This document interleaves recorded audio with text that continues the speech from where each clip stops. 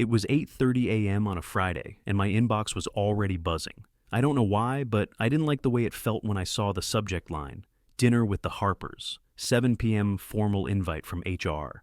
I stared at it, unsure whether to open it, as if doing so would somehow make the discomfort in my gut worse. I clicked anyway. The email was polite, formal even, but there was a coldness to it.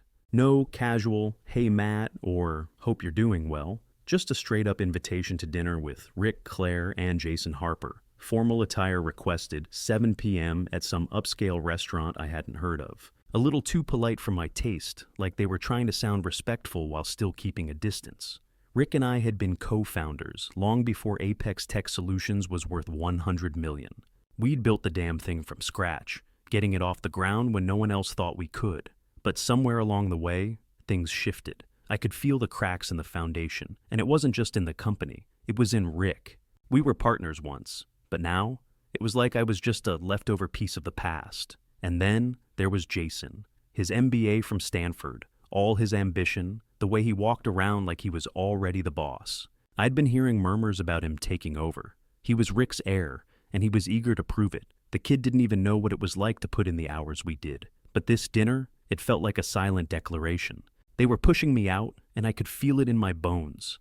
I sighed, running a hand over my face, knowing I didn't have a choice. I'd show up, because maybe, just maybe, this dinner was where everything would go down.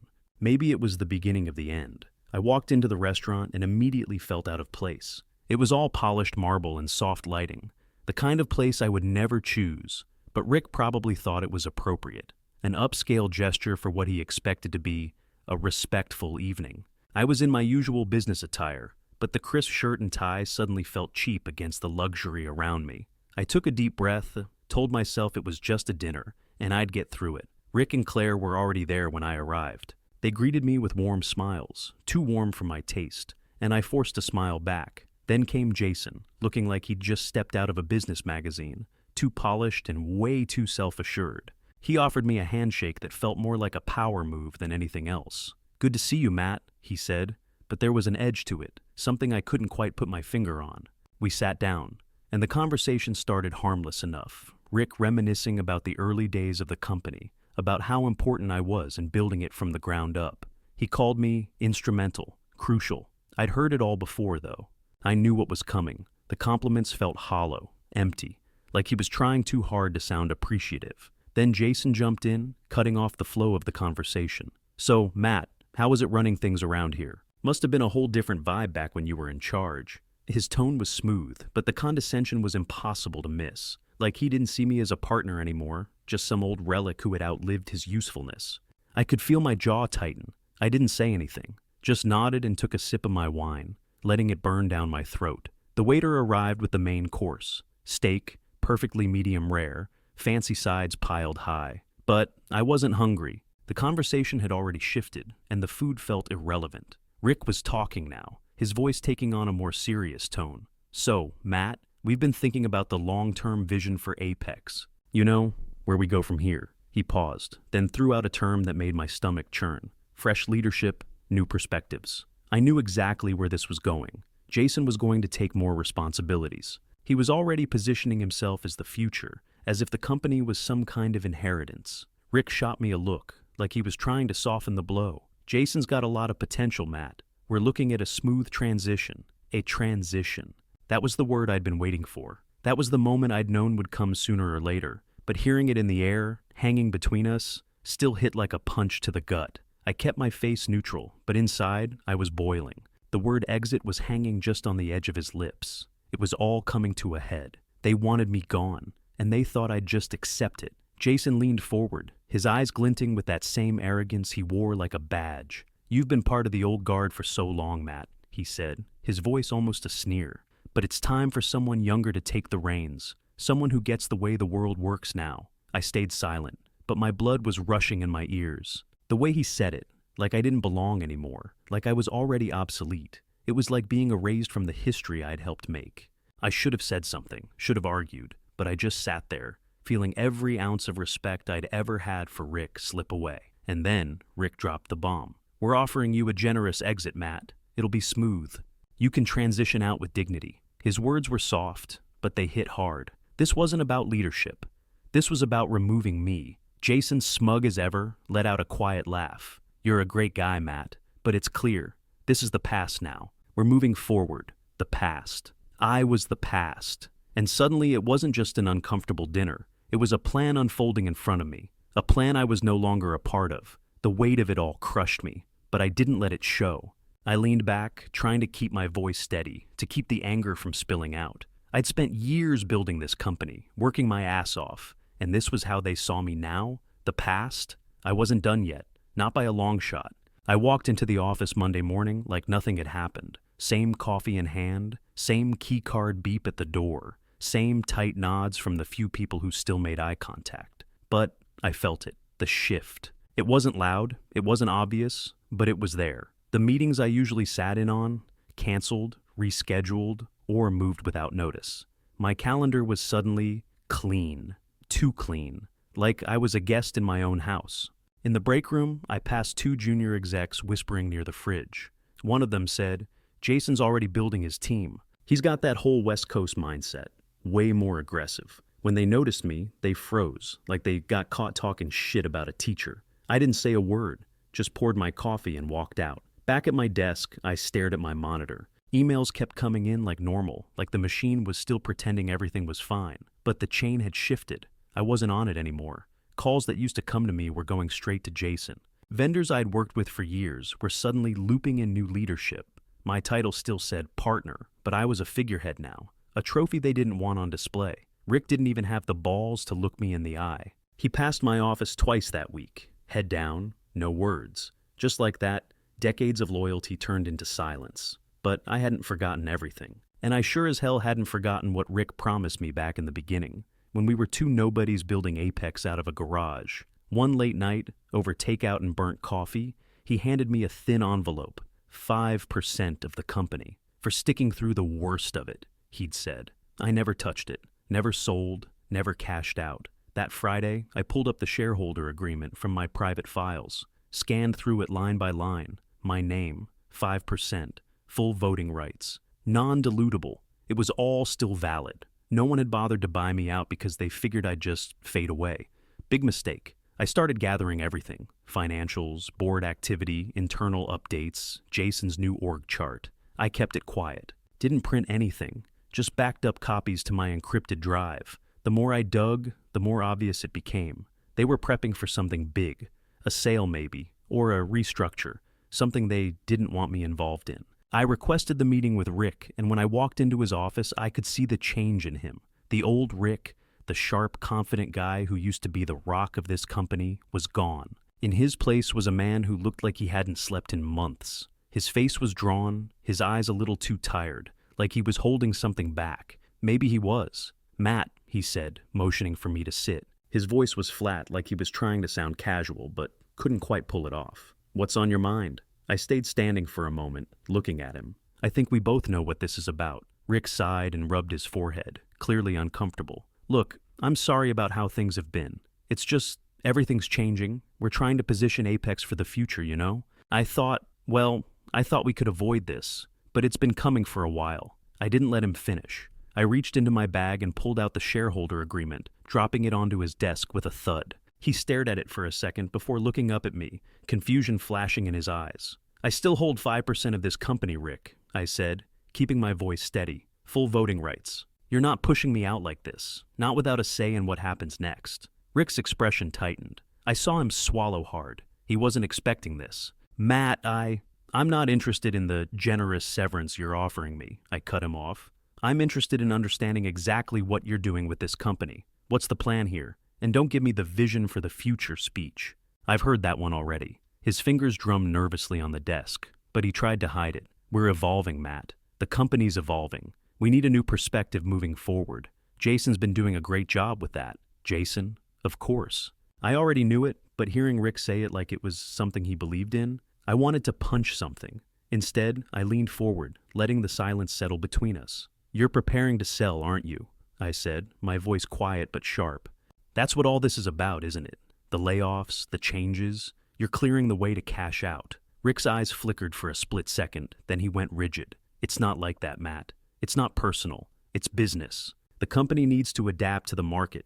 Jason's the right guy for the job. Right guy? I repeated, not bothering to hide the bitterness. You've been grooming him for months, haven't you? This whole thing's been planned. You didn't even have the decency to tell me. Rick exhaled slowly, his shoulders sagging. You know how it is. I had to think about the long-term stability of Apex. Jason's the future. He's already been working closely with the leadership team to take over. The tension in the room was suffocating now. It wasn't just about me anymore. This was about everything I'd built, everything I'd worked for, and watching it slip through my fingers. So that's it then? I asked, my voice quiet. Jason takes over, and I'm supposed to just disappear? Rick's face hardened. He didn't answer right away, like he was searching for something to say that wouldn't sound like a lie. But in the end, he just shrugged. It's not personal, Matt. It's what's best for the company. I wanted to scream. Instead, I just nodded, keeping my calm. We'll see about that, I said, standing up. But don't think I'm done here. Not yet. Rick didn't say anything else. He just watched me as I walked out of his office, leaving that damn shareholder agreement on his desk. I walked straight out of Rick's office and called Doug before I even got to my car. He was one of the few people I still trusted. Old friend, sharp as hell, and had kept me out of legal trouble more than once back in the early days of Apex. We met the next morning at his office in downtown Dallas. No handshakes, no small talk. I handed him the shareholder agreement and got right to it. He skimmed it, then looked up with a smirk. You've got leverage, 5%, full voting rights, and they never amended your terms during any of the funding rounds. You're still in. I leaned back in my chair, letting out a slow breath. So I can block a sale? You can make it complicated, Doug said. Especially if you start talking to the board. Make them nervous. Remind them who helped build this company. That was all I needed to hear. By the end of that week, I'd quietly reached out to 3 board members. Not aggressive. Just enough to let them know I was still here, still involved, and that I had questions about the direction the company was heading. I kept it subtle, just enough to plant doubt. Let the uncertainty do the work for me. Then the calls started. Longtime clients, a few vendors, even a former investor. Most of them were polite, but I could hear the concern in their voices. Is Apex stable? What's this about a restructure? Is Rick still in charge? I didn't give them answers. Just more questions. That's all it took. Meanwhile, Rick ghosted me. No replies to my emails. Calls went straight to voicemail. Jason, on the other hand, was getting louder. Pushing new contracts, restructuring teams, promising innovative solutions that sounded like bad TED Talk pitches. I heard through a client that he proposed cutting support staff to save money on a $1 million account. I started making calls of my own, quiet ones. Reached out to a few rival firms I'd kept tabs on over the years. Told them what was happening inside Apex. Nothing specific, just enough to stir interest. If Rick and Jason were pushing for a sale, then the board needed to know that instability wasn't just internal anymore. Then, out of nowhere, I got a call from Technova Systems. The VP of Strategy, guy named Hunter, asked if I could meet for lunch. Off the record, he said, we've had our eye on Apex for months, but honestly, we're more interested in you. I didn't say yes, but I didn't hang up either. The game had changed. I wasn't just a problem they had to deal with. I was becoming the solution someone else wanted. But I knew one wrong step, one wrong word, and this whole thing could blow up in my face. I had to play it smart. I had to stay ahead. The boardroom was tense when I walked in. The air felt thick, heavy. Rick wasn't there. Jason, though, sat at the head of the table, shoulders back, trying to look like he wasn't sweating through his suit. He wasn't fooling anyone. I could see the cracks in his facade already. I sat down at the table across from him. The board members shuffled their papers, a few glancing at each other like they didn't know what was coming next. One of them, a senior director named Karen, cleared her throat. Matt, she said, her voice hesitant, we have heard a lot of concerns about the direction Apex is headed. We know you have some thoughts. Jason straightened up, suddenly alert, but I could see the edge in his eyes. He didn't like this, didn't like being questioned. But it wasn't about him, not really, not anymore. I took a breath, kept my tone even. Apex was built on trust, on a vision that wasn't about being the biggest player, but the smartest, the most reliable. But somewhere along the way, we've lost that. We've let things slip through the cracks. I glanced at Jason, watching his jaw tighten as I spoke. But I wasn't trying to attack him. This wasn't personal. It was business. We're bleeding clients. People we've had for years are starting to doubt us. Not because of the product, but because the people running the company don't understand the core values that got us here in the first place.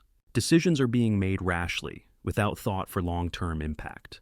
I paused, letting the weight of it settle. And Jason, I'm sorry to say, but this doesn't fall on your shoulders as the next generation. It falls on your inexperience and lack of consideration for what made Apex different. Jason opened his mouth to speak, but I raised a hand. Let me finish. The room was quiet, but I could feel everyone listening. The board was watching Jason, waiting to see what he'd say. He didn't speak, just clenched his fists under the table, his knuckles white. The truth is, I continued, Apex is more than a business. It's a legacy. And right now, it's being mishandled. We're at a crossroads, and if we don't do this right, we risk losing everything we've built. Jason was fuming now, but he stayed silent, his gaze burning into me. He wanted to snap back, but the room was against him. I could feel it. When I finished, Karen turned to the rest of the board. There was a brief exchange of glances before she spoke again. I think we've heard enough. She looked at Jason. It's clear the leadership transition can't happen in the way it's been planned. We'll be postponing any changes and bringing in an independent third-party auditor to review the company's structure and future. Jason's face twisted in frustration. His jaw clenched so tight I thought it might snap. He opened his mouth, but the words caught in his throat. The board wasn't listening to him anymore. They were listening to me. One more thing, Karen added, cutting through the tension. Until the audit is complete, we're appointing Matt as the head of the advisory team. He'll have full oversight during this transition. I felt a flash of satisfaction, but I didn't let it show. Jason's face turned pale, the last of his confidence crumbling. He was done for now. His dream of running the company was slipping away, and there was nothing he could do to stop it. I stood up slowly, feeling the weight of the room shift. Jason didn't look at me as I left, but I didn't need him to. The tables had turned, and this time, I was the one holding the cards. 2 months passed, and I hardly recognized the place anymore. Apex, the company I built from the ground up, was no longer the same, but somehow, it felt right. Technova officially acquired us, and most of the employees I trusted, the ones I mentored, were now in leadership roles, steering the company in a direction I could get behind. They knew the culture, the values, they knew what it took to get here, and they weren't about to let that go. Jason, he was quietly let go. No fanfare, no big exit party, just a handshake, a brief nod, and out the door he went. I wasn't sure if I was relieved or just indifferent at that point. Maybe both. Rick left soon after. He didn't even seem like the man I once called a friend. The stress had taken its toll, and he left the company defeated, looking 10 years older than when I first met him. There were no dramatic confrontations, no yelling matches, just a quiet exit. I guess it was fitting. As for me, Technova kept me on. They gave me a high-ranking position, but not in the office. I didn't want to be tied down to a desk or a suit anymore, so I worked from home. My new team, the one I handpicked, was running things at the office. They were thriving. I watched them closely, still kept my finger on the pulse, but from a distance. I was proud of them. They'd taken everything I taught them and made it their own, leading with the same quiet strength I'd always tried to instill in them. Clients started noticing the shift. Long-term contracts were renewed, new business came in, and the company's reputation was slowly but surely being rebuilt. We were headed in the right direction, and it felt good to know I'd been the one to make sure that foundation stayed intact. One evening, a few months into the transition, I sat in my home office, eyes scanning through some reports. My phone buzzed. It was an email from Doug, a short note, simple. Congrats, Matt, you did it. Smooth transition, the company's in good hands now. Don't let them forget it. I smiled at the screen. Doug had a way of putting things into perspective. It had been a long, brutal road, but I'd come out the other side, and he was right. The company was in good hands, but I wasn't done yet. As I put my phone down, it buzzed again. This time, it was a text. Jason. My stomach tightened for a second, but I opened it anyway. Matt, I know it's too late. I was wrong. I'm sorry. I should have listened. I stared at the screen for a few seconds, the words hanging in the air. It didn't matter anymore. He'd burned that bridge long ago. I didn't respond, but something about it, something about that apology coming from him, felt like the last piece of closure I needed. Jason had tried to take it all away, but in the end, it was me who had kept it standing. I set my phone down and looked out the window. The sun was setting, casting a soft glow over the city. I wasn't sure what the future held, but I knew one thing. The fight for respect wasn't just about survival. It was about proving that even in the face of betrayal, a man could still rise. And I had.